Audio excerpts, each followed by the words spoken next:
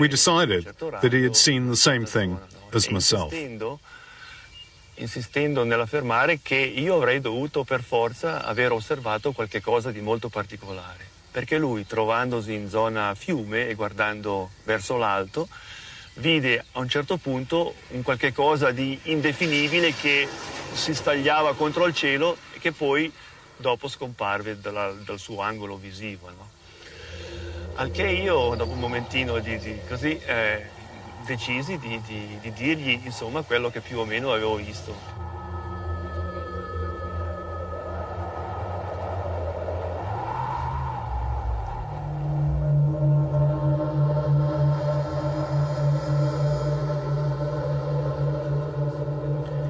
In this second interview, we have the experience of another witness. She relates a similar story to many thousands of others, with a harsh halo of light, behind which a sphere or disk appears, and then disappears away at very high speed. Miriam Bizzazero, housewife. I got up to go to the toilet, and the shutters were down. I opened them. I saw a ship on the lawn. My curiosity got the better of me, and looked out. I saw something suspended over the house, but I couldn't describe it.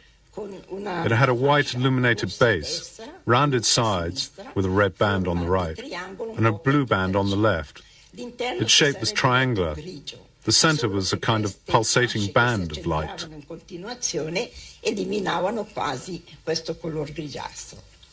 Was there something solid there? Oh, yes. You could see great bits, but they were covered by the pulsating. L'unica cosa, controllando appunto con l'orologio le pulsazioni, ho notato che le lancette erano sovrapposte sulle tre. It was very quiet. Mentre io pensavo al massimo, il più tardi, le 2 meno alla 1:45. Quindi c'era stato. I noticed that the hands of the clock were on 3, then 3:15. Then it was 4:45. What happened to that lost hour and a quarter? I can't remember what happened. But the next day, my daughter-in-law's mother noticed a strange shape on my left temple.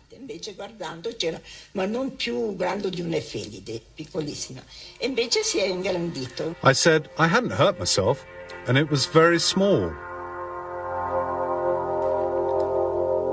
The sequence is usually the same: a UFO sighting, a temporary absence, and a mark on the head.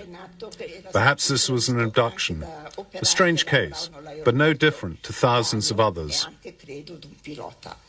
Several people have said that they saw it, people who work at the airport, including a pilot. After several days, the police took my statement.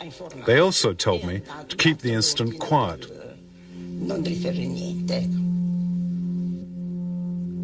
On the theme of abductions, the recent scientific studies of the medical evidence have started to confirm some of these stories. These Swiss witnesses prefer to remain anonymous. Suddenly, in the rear-view mirror, I saw a red light about the size of a table tennis ball. which stopped about 1.5 meters from my car. It was about 10 by 15 centimeters across. Suddenly it started to oscillate from left to right. It moved from the left side of the car and then to the right. Everything was bright red, even inside the car. Then at the height of that rock, you can see up there on the right-hand side of the road, the car rose. Before I lost consciousness, I saw the little red ball flip to the back seat.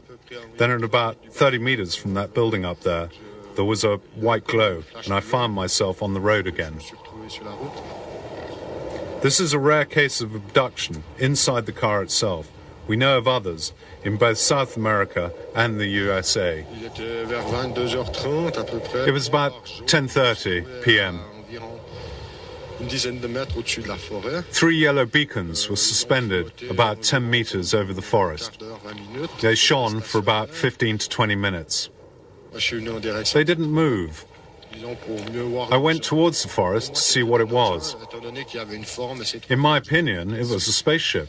It had a distinctive shape and those lights on top of it. Having reached this tree here, I decided to go up the hill for a better view. I went up the slope, and when I reached the hilltop, I found myself face to face with an enormous hemisphere of light, which at the base was between 10 and 15 meters across.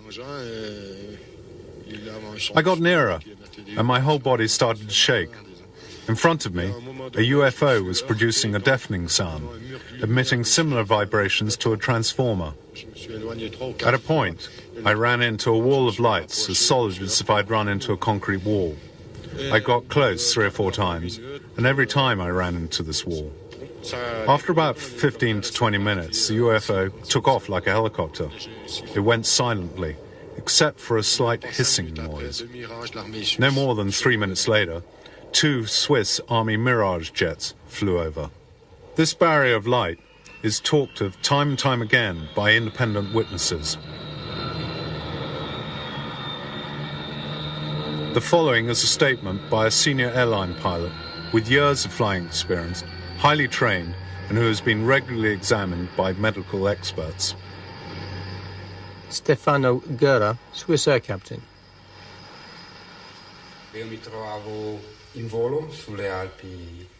I was flying over the Alps, in the region of Biasca, at 5,000 meters, when I saw a light to the north, which a few seconds later I lost from my field of vision. I didn't manage to see it again.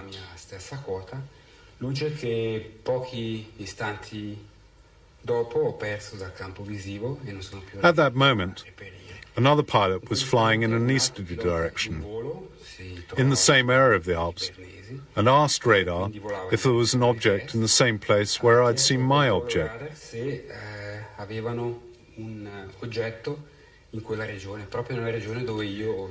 It wasn't visible to radar control.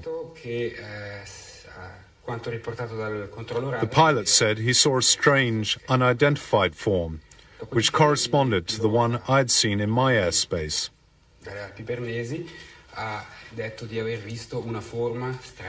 He couldn't explain it, and said apparently it was quite big, but clearly not an aeroplane.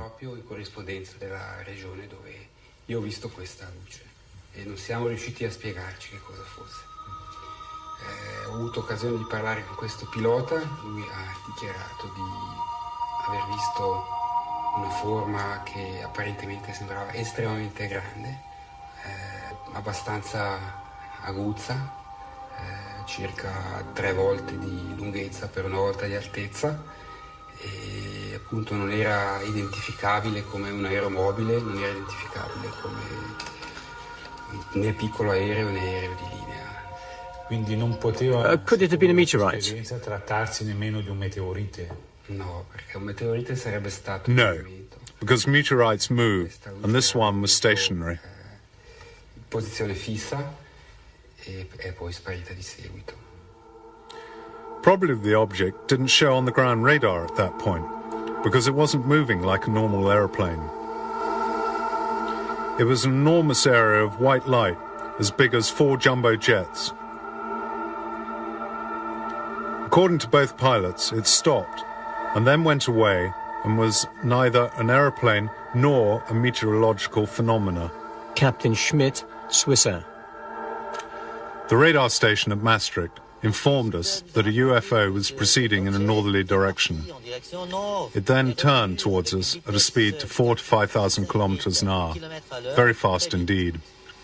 Eventually it stabilized in relation to our position to 3 nautical miles to our right at 45 degrees. That's about 5 kilometers from us. We put on the headphones and looked to the right, and suddenly there was an immense flash in front of us. I hadn't seen anything like it. Very fast and very intense. The radio didn't give any signal. Nothing at all.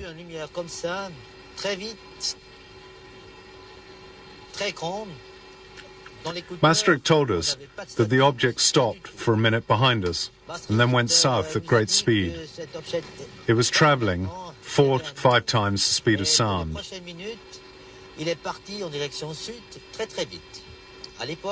Later I read the report of the radar controller.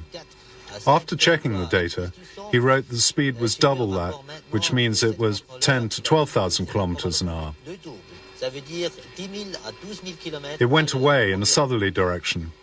It returned and went away again. It was as if it was playing hide and seek with us. The UFO was enormous, very fast, and it was flying at 10 to 12,000 kilometers an hour. It was seen on radar and seemed to play with the airliner, not behavior that you would expect of a military or experimental aircraft. And this is how another Swissair pilot explained his experience. Captain Peter Bircher, Swissair.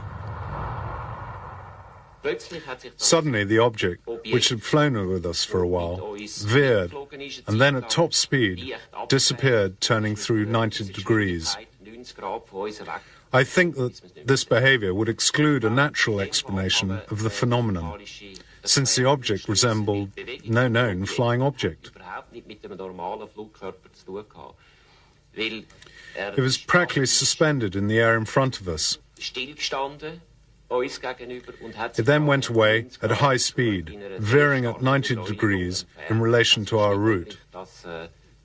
No known flying object can do such a thing. Many civil pilots are reluctant to talk about their sightings of UFOs. They don't want to be ridiculed, and often they want to protect their flight crew. Military pilots are bound by official secrecy for the duration of their service. Captain Duverstal, Swissair. At first, we thought we were seeing a star, or at least we believe it to be a shooting star. But straight away I told myself that it wasn't possible because of its speed. It fell gently to the horizon and then oscillated a little to the left, and then to the right, and then left and right. It then returned to its original position. All of this in less than 30 seconds. That's far from normal. Have you spoken about this to military pilots? I've spoken to American military pilots in Alaska. They tell me that they've reported many strange things in those out-of-the-way places, but that they weren't allowed to discuss these things. So you think that the military pilots know more than they can tell about UFOs? Have they also observed this kind of stuff and just can't speak about it? Oh, sure.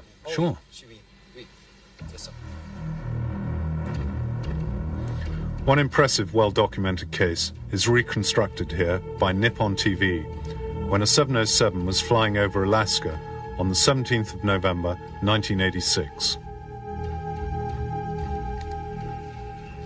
At 5 p.m., during the flight, Commander Terauchi observed 2 red lights getting nearer.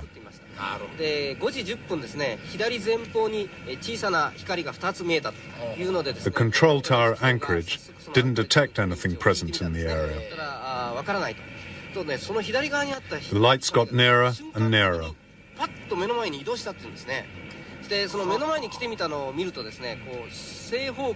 The 3 pilots felt a wave of heat. Then the lights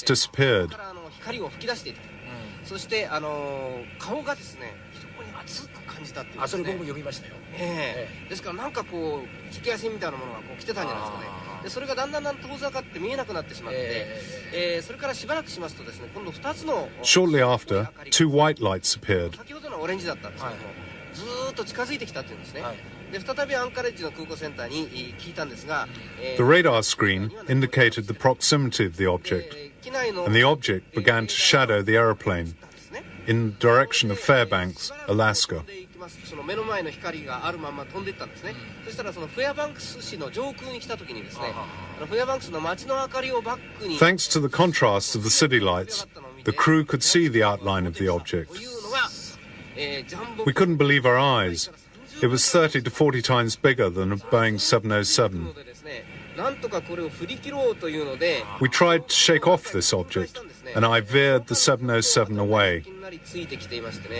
The control tower asked if we required the intervention of a military fighter. We replied that it would be too dangerous, as an El Al aeroplane needed to cross our flight path. Towards 6 p.m., the object disappeared. The sighting lasted for an hour. These are the sketches by Captain Taraushi. Both he and his crew saw an enormous UFO. It was under control, and he felt there was every possibility that it hadn't been constructed on Earth. As well as the testimonies, there are photographs and film sequences which document UFO sightings.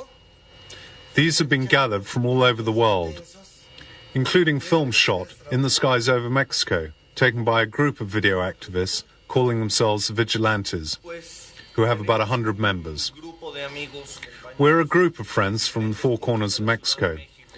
We always have video cameras with us, at work, at school, so that we're always ready to film a UFO as it appears.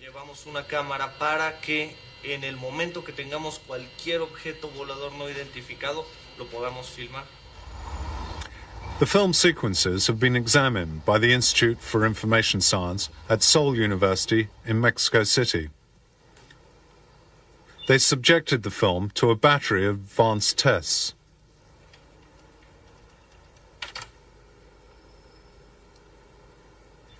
El trabajo consiste en lograr que Our work consisted of verifying that there were no distortions of the photographs or any elements of the detail in the video recordings which might have cast doubt on their authenticity.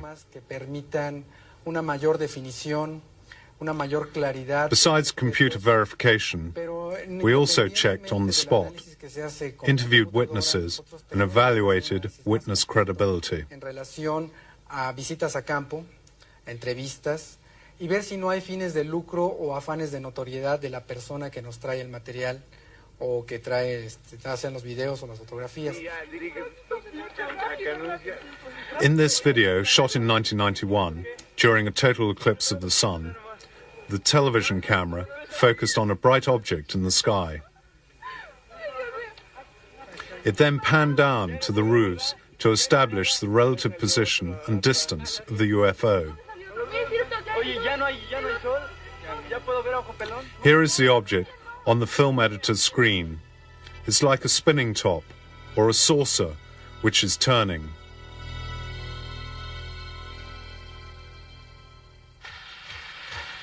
And now another UFO in the Mexican sky.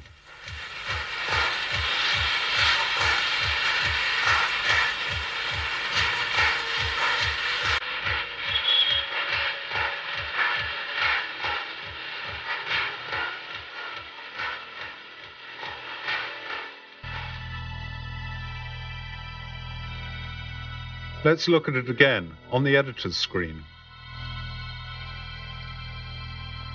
These are totally amazing images.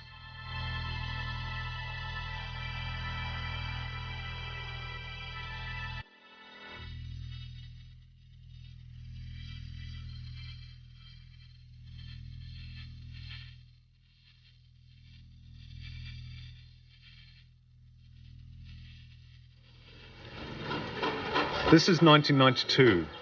Watch the UFO as it moves about the sky.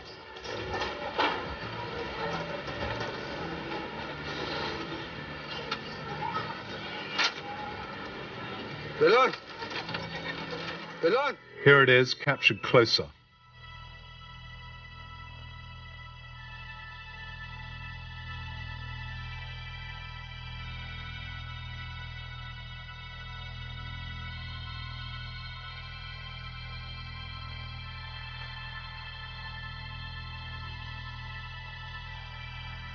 No. 1994, and another UFO. This time in the skies over Mexico City itself.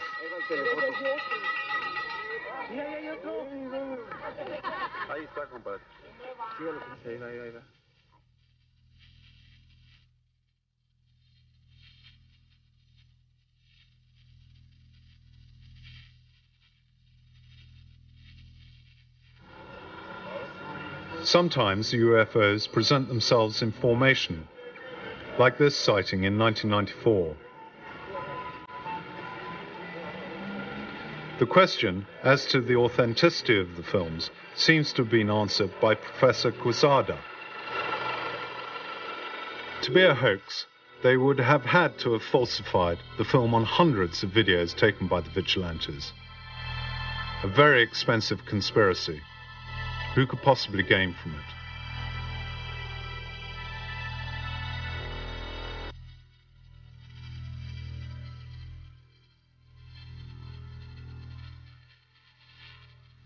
Here are still photographs taken by Paul Trent, a farmer in Oregon in 1950. These have been verified by military aviation laboratories in the USA. Here is a photo of a UFO taken in Germany and a thermographic analysis. These are two photographs taken in New Mexico, USA in 1992 near the Manzana atomic base. UFO sightings are common over these kind of facilities. And this is a long series of photos taken in 1987 by a Mr. and Mrs. Walton in the Gulf Breeze area of the USA. Some claim that they're a hoax, but examination of the photographs by a leading expert has confirmed their authenticity. I was confronted with the problem of, could this be real? It was hard to imagine that Mr. Walters could hoax photos and then have everybody else, have so many other witnesses agree with him. It would have to be a grand conspiracy, or else other people were seeing something and he was photographing it. In any case, I studied the photos very carefully. My conclusion is that all those sightings were real. It's important to remember that the same phenomenon was photographed in other countries at the same time.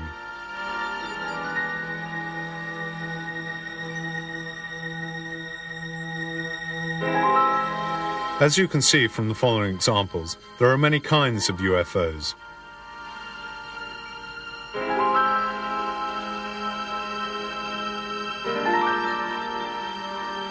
Another element in the study of UFOs is the examination of traces that are left on the ground where alleged sightings have taken place.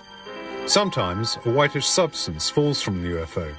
Its analysis has given some disconcerting results. Noi abbiamo analizzato queste tracce e che cosa abbiamo trovato? Due cose molto importanti. What have we found so far? Primo, che il terreno non era bruciato, come There are two important things.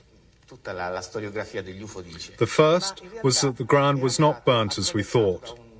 It was, in fact, crystallized by microwave radiation. The microwave in question would have been 50 million times stronger than an industrial oven. Imagine the power of it. Bene, noi per la prima volta siamo riusciti a riprodurre il fenomeno in laboratorio e a misurarlo. We managed to test the phenomenon in the laboratory. Galileo would have been proud of us. Quindi nessuno scienziato al mondo può più dire che noi. We demonstrated the cause of the crystallization, and nobody can say it isn't true, because we did it under laboratory conditions. We examined deposits formed on the ground by the UFOs, and these gave us some disconcerting results. In 1957, a deposit from a UFO was analyzed, and it was found to contain magnesium, a magnesium much heavier than anything known on Earth. It didn't have a nucleus, and it was really much heavier than our magnesium. It was definitely magnesium from space. The French, in 1967, found a similar deposit. And this was also magnesium, and it was much heavier than terrestrial magnesium. I have a simple conclusion from all of this, and other evidence. I'm absolutely convinced it was of extraterrestrial origin.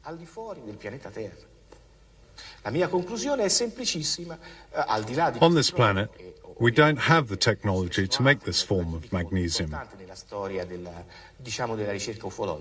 I'm convinced of this.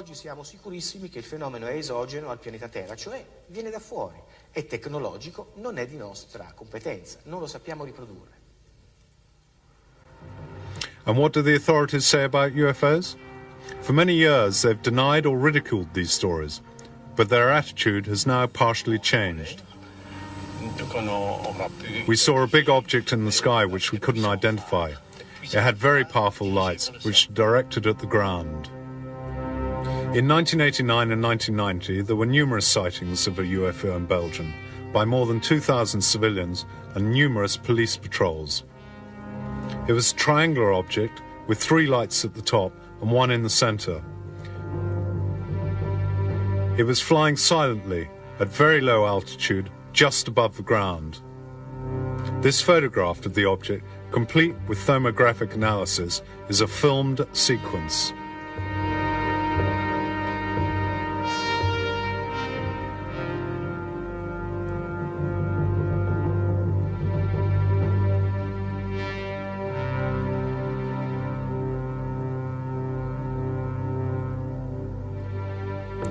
Belgian military aviation authorities have officially joined a collaborative study of the case. After ground radar revealed the presence of the object, some jet fighters were scrambled to intercept the UFO, but without success, because the object performed some incredible maneuvers, demonstrating it was in some way guided. Was it an experimental military aircraft, like the stealth bomber? The US government has denied this possibility. The stealth bomber is also noisy, and the question is, why would a foreign experimental plane fly at low altitude over a densely populated area?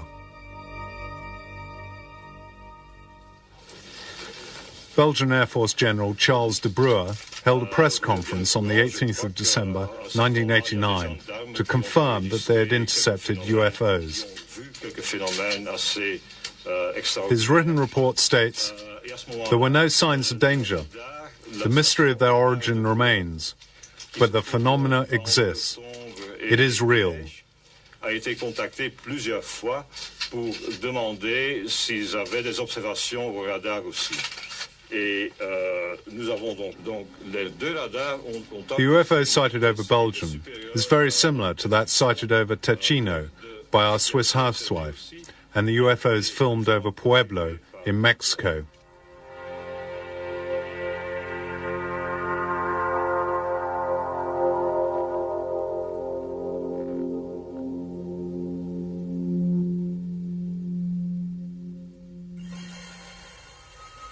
Other official confirmation includes the President of Brazil, President Kubitschek, who in 1958 declared that a Brazilian Navy ship had sighted and photographed a flying saucer.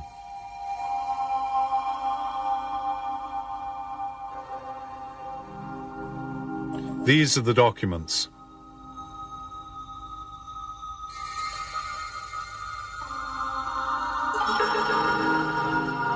Spain has recently declassified some documents which confirm the sightings of UFOs.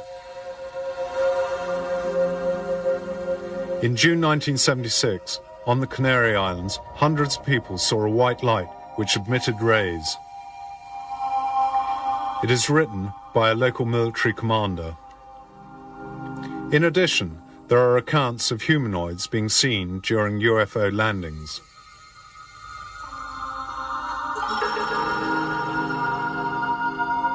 Still in Spain, a highly luminous disk was seen to come out of the sea. This sighting was confirmed at the same time in Italy. In 1978, the 3 pilots of a Spanish supercaravel flying over Valencia saw 3 red lights, which seemed to be at first on a collision course and then to dance in front of the aircraft. The caravel was forced to make an emergency landing, and fighters were scrambled to intercept, but they failed to make contact. In 1975, on the Bardeneas Reales military base near Navarra, a UFO was seen at low altitude. Until the end of 1990, the Spanish government had always denied the existence of any UFO file. And the same goes for the UK. Before 1990, there had only been the occasional comments as we list here. Lord Dowding, the Air Chief in 1954, suggested that 10,000 UFO sightings had been made and recorded. He also asserted that these were of extraterrestrial origin. In 1954, an RAF pilot named Saladin encountered some UFOs.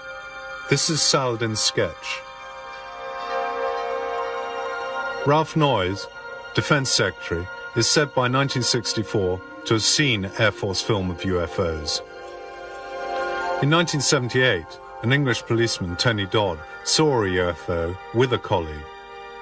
Then, in 1980, it was the turn of PC Alan Godfrey. And yet, as we have seen, there was no official confirmation of the sightings. All were treated as top secret. This secrecy has extended to the highest levels, with Chief of Staff Admiral Hill Norton declaring that he was kept in the dark on the existence of a special UFO department.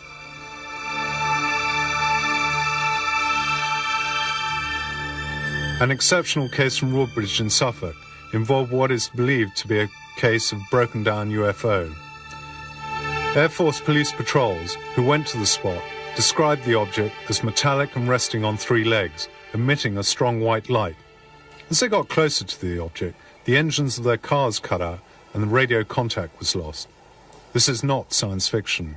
The episode is confirmed in a report by the Deputy Commander of the base, Lieutenant Colonel Charles Hoult.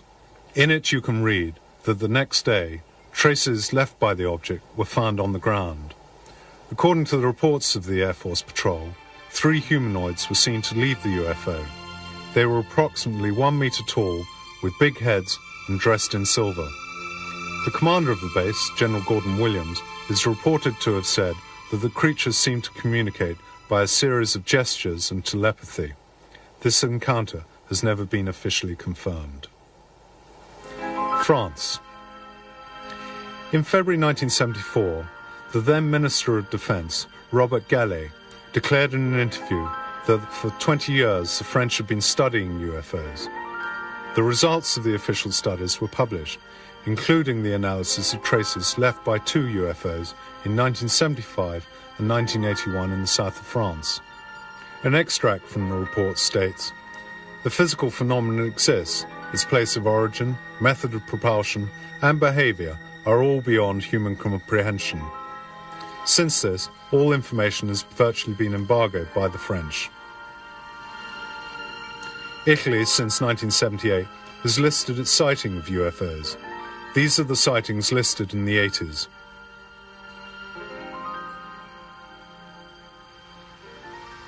The Swiss government has often said that it pays little credence to the UFOs.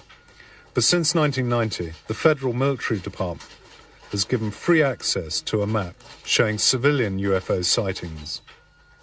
No military sightings are recorded. On this map are 2 reports of sightings by military radar.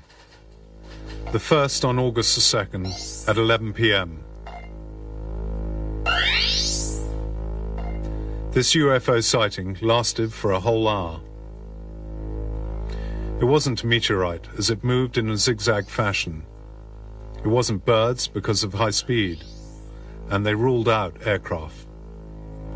On the 13th of June 1993, radar showed a UFO moving not horizontally, but vertically over a military base, with changes of altitude from 5,500 meters to 8,500 in a few minutes.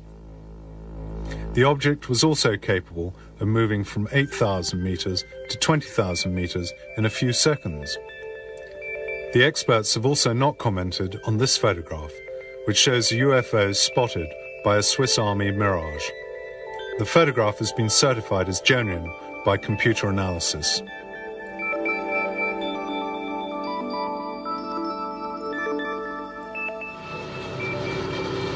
In the Soviet Union, in 1990, a short while after the sightings in Belgium, General Igor Maltsev, Supreme Chief of the Soviet Air Force, admitted the existence of alien UFOs and extraterrestrial life forms.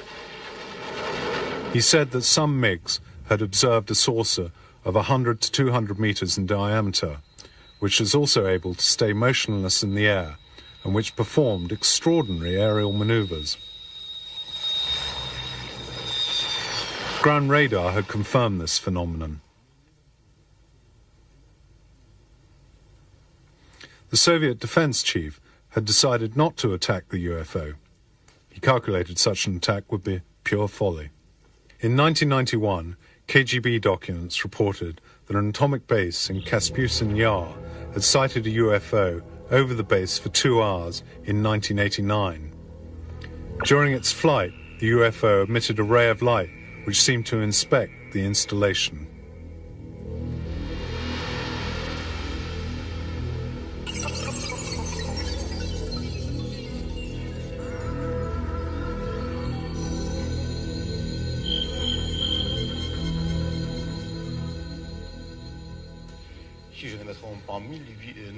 In 1984, a UFO was seen in the Ukraine above a missile base, but no intervention was possible.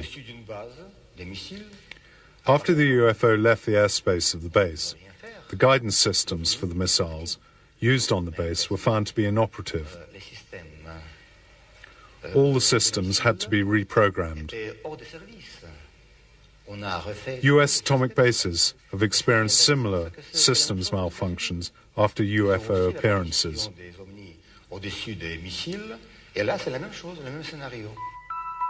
The Berlin Wall fell in 1989, and the official Soviet news agency TASS, for the first time, reported the landing of a UFO at Voronezh.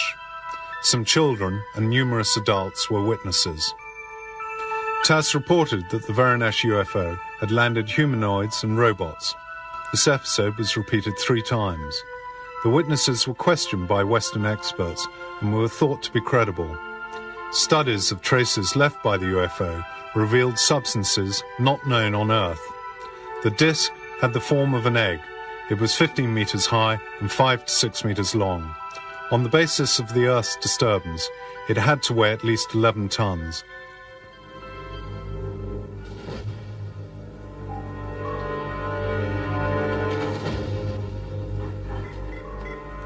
Even in the US, UFO sightings are classified as top secret.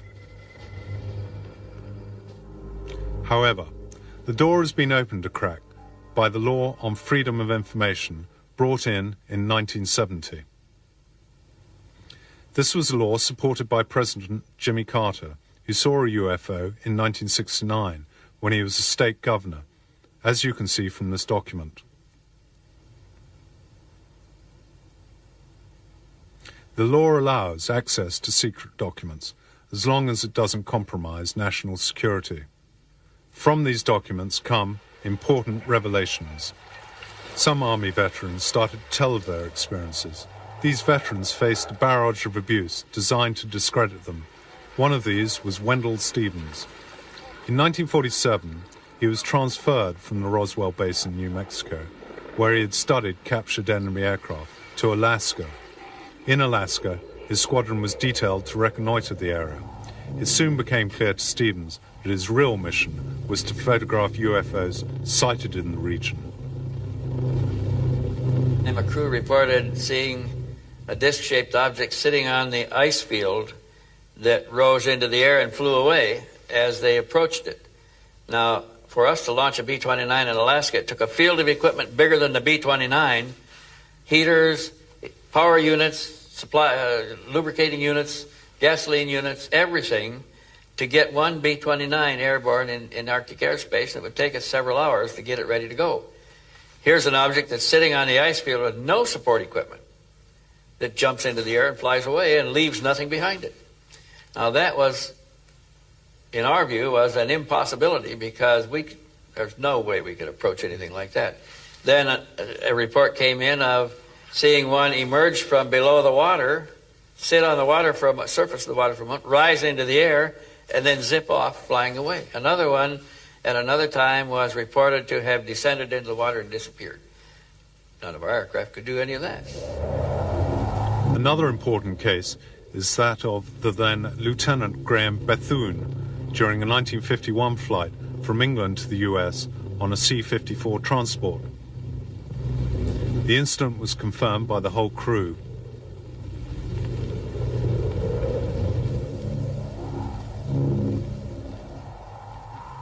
We began to see lights. There was a pattern of lights on the water, right on the water.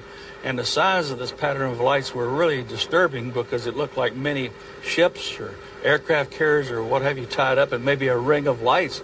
So we didn't know what was going on. We passed over the guard ship, which is a weather ship, which reports the weather to us, any ships in the area and this type of thing. So there was no ships in the area. There was no activity in the northern lights or aurora borealis. There was nothing plotted in the area, so it really, we wondered, well, what are we seeing? Maybe they're doing some secret type of recovery or something in the water. The next thing we saw was like a old small halo about 25 miles away. That halo came to us like that 25 miles, that fast. And, of course, I disengaged the autopilot because of the size of this thing, we couldn't see anything else out of the cockpit except that craft. And when I started to push the nose over to go under, it stopped about 15 degrees off the bow, about 200 feet below us, maybe 1,500 feet out in front of us. And at that time, it was above the horizon.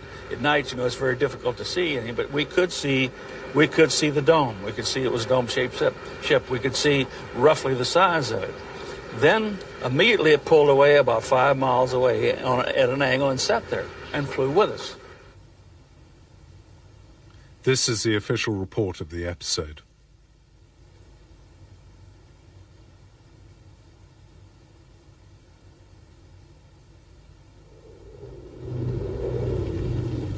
In another case, in 1954, Army pilot Mel Noel was part of a squadron asked to film UFOs in the skies over the USA. Their film sequences of UFOs were shown at the base. We were shown somewhere in the area 600 still photographs and a fair quantity of gun camera film that had been exposed just coincidentally with the sighting. Soon the squadron sighted 5 objects without managing to film them. It was 5 days later.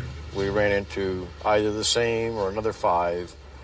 And at that time, we felt we succeeded in getting them on the film. And approximately, I think it was a week after that, we ran into a total of 16 of the things. And we were having, at that point, some relatively severe psychological problems. These were pilots in their early 20s, defenseless in the face of the UFOs. While they were observing them, something incredible happened. In their headphones, they heard a voice which said in English that they'd come in peace, but they were worried about what man was doing, and that the voice they were hearing was not a hallucination. Their purpose of being here was to dissuade some of the influence. They made reference to nuclear development by man and the problems that would be created and had been created from it. And at the age of 21, it placed us in severe quandary of questioning and capability and opposing side ego and experience, but there was no humor. I mean, it was not fun at all. Here we have some official documents which are now being made public. General Nathan Twining prepared a study on UFOs in 1947 for Chief of the Staff of the Pentagon, George Shulgin. It contains the chilling conclusion that based on the evidence at the time that UFOs are real, that they're capable of extraordinary flight with amazing changes of direction, which made the writers think they must be guided by some alien intelligence. They were even seen to fly in formation, and that their origin and technology were unknown. This 1947 document is now in the public domain. One of the great unsolved mysteries is the question of alien remains from one of these objects. From the many statements, it would seem that in 1947 near Roswell, New Mexico, one or more saucers or discs had crashed, perhaps because of local experiments with electromagnetic radiation. Mac Brazel, a farmer, harvests some strange materials and took them to the airbase at Roswell. They included unknown materials with writing on them, similar to hieroglyphics. The base commander examined them and in a press release declared them to be the remains of a recovered UFO. A few hours later, General Ramey, under orders from the Pentagon, denied the find and said the debris was the remains of a weather balloon. Roswell is a much-discussed incident. The official documents in 1947 have the handwritten notes of FBI Chief J. Edgar Hoover. On them it says, "The FBI must have access to the recovered UFO." Another thorny question has been, were alien corpses recovered from the crashed spacecraft? An internal memo from an FBI operative to his chief, J. Edgar Hoover, indicates that they were in possession of the debris of 3 flying saucers, each one with the remains of a small humanoid dressed in a silver suit.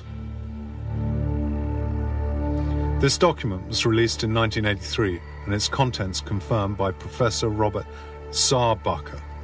He was directly involved in the UFO research project in the 40s. Sarbacher writes, "The UFO was constructed of a light and resistant material. The humanoids had internal organs similar to insects." A hoax? Many analysts think not.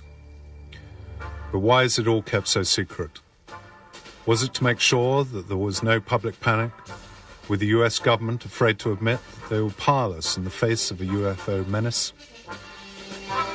Perhaps they wanted to gain technological advantage from recovered materials.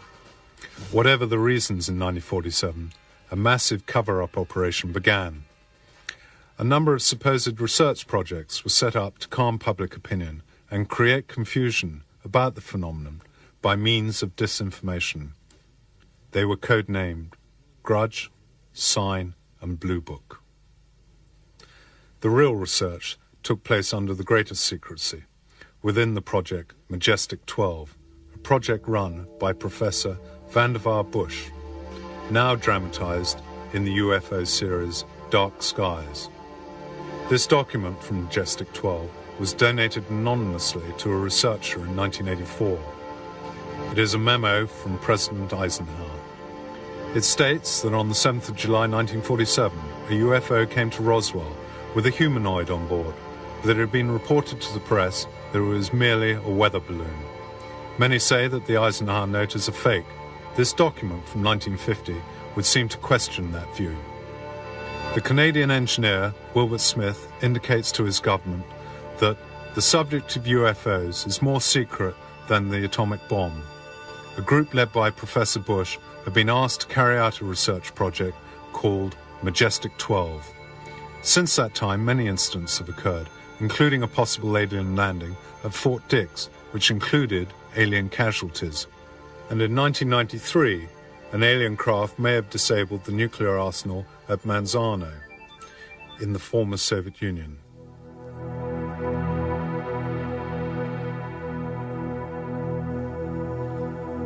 With these spectacular video pictures of a UFO, we conclude this part of UFOs, The Complete Truth.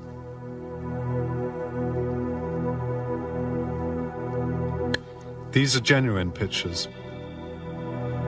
UFOs exist, but many questions remain as to their origin, purpose, and the intelligence that guides them. Questions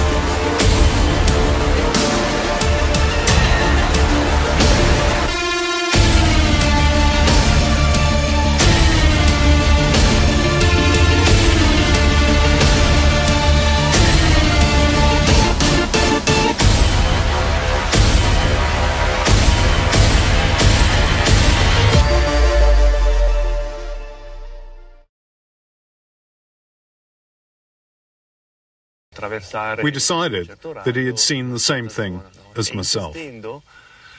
Insistendo nell'affermare che io avrei dovuto per forza aver osservato qualche cosa di molto particolare, perché lui, trovandosi in zona fiume e guardando verso l'alto, vide a un certo punto un qualche cosa di indefinibile che si stagliava contro il cielo e che poi dopo scomparve dal suo angolo visivo, no? Al che io, dopo un momentino decisi di dirgli, insomma, quello che più o meno avevo visto.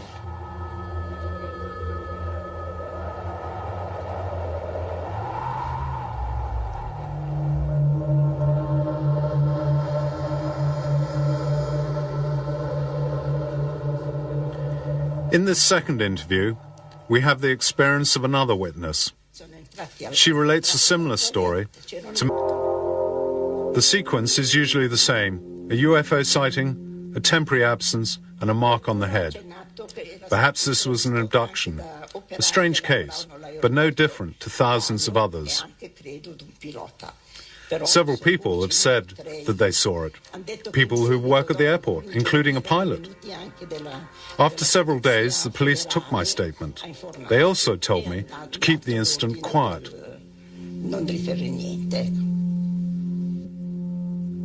On the theme of abductions, the recent scientific studies of the medical evidence have started to confirm some of these stories.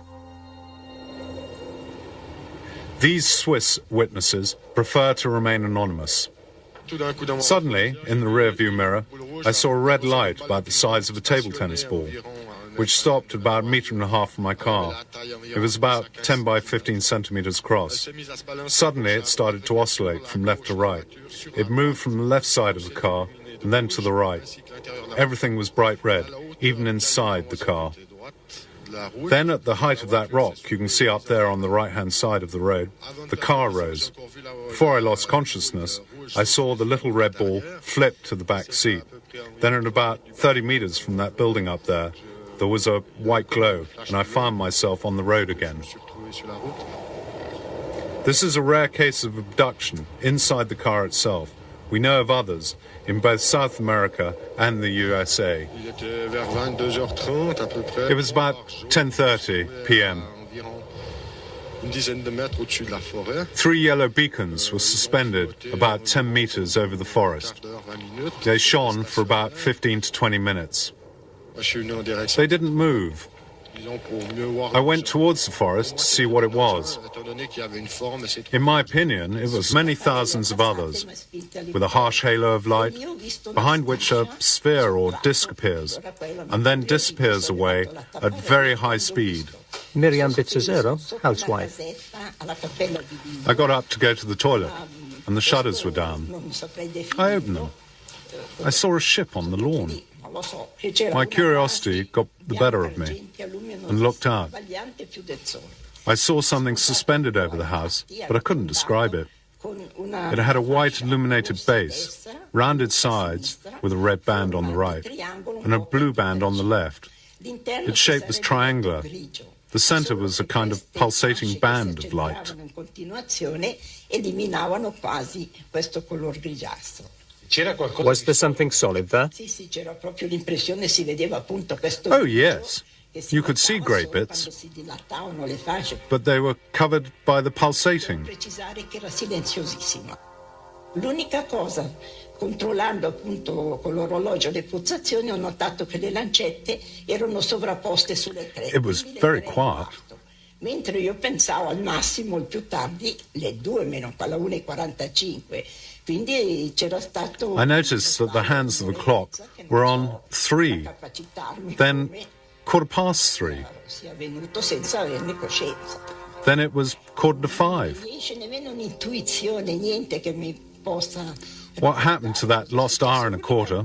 Posso dire che il mattino successivo la mia consuocera mi disse: hai un puntino I can't remember what happened. sulla tempia sinistra. But the next day, my daughter-in-law's mother noticed a strange shape on my left temple. Invece guardando c'era, ma non più grande di un'efemide, piccolissima. E invece si è ingrandito. I said I hadn't hurt myself, and it was very small. A spaceship. It had a distinctive shape and those lights on top of it. Having reached this tree here, I decided to go up the hill for a better view. I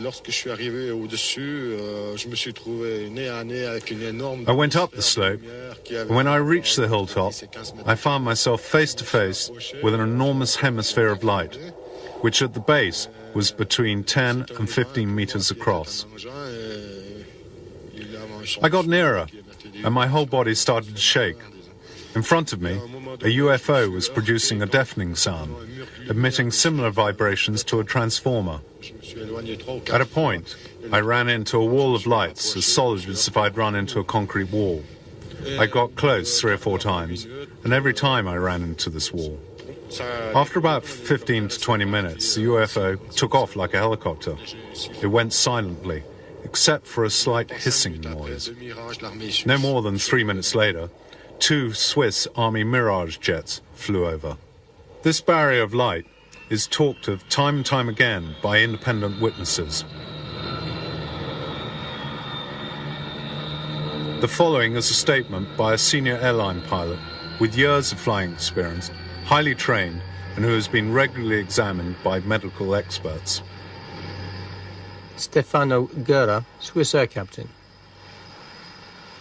Io mi trovavo in volo sulle Alpi. I was flying over the Alps, in the region of Biasca, at 5,000 meters, when I saw a light to the north, which a few seconds later I lost from my field of vision. I didn't manage to see it again.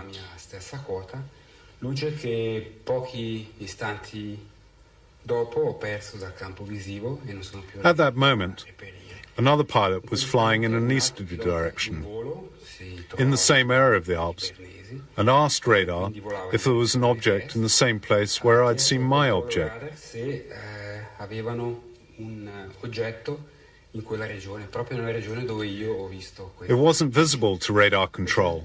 Che quanto riportato dal controllo radar. The pilot said he saw a strange, unidentified form, which corresponded to the one I'd seen in my airspace.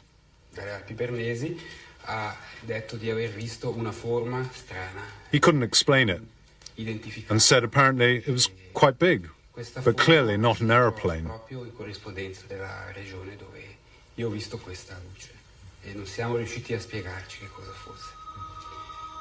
Ho avuto occasione di parlare con questo pilota, lui ha dichiarato di aver visto una forma che apparentemente sembrava estremamente grande, abbastanza aguzza, circa 3 volte di lunghezza per 1 volta di altezza, e appunto non era identificabile come un aeromobile, non era identificabile come né piccolo aereo né aereo di linea. Quindi non poteva could it have been a meteorite? trattarsi nemmeno di un meteorite. No, perché un meteorite sarebbe stato No, because meteorites move, and this one was stationary. Posizione fissa e è poi sparita di seguito. Probably the object didn't show on the ground radar at that point, because it wasn't moving like a normal aeroplane. It was an enormous area of white light, as big as 4 jumbo jets. According to both pilots, it stopped and then went away and was neither an aeroplane nor a meteorological phenomena.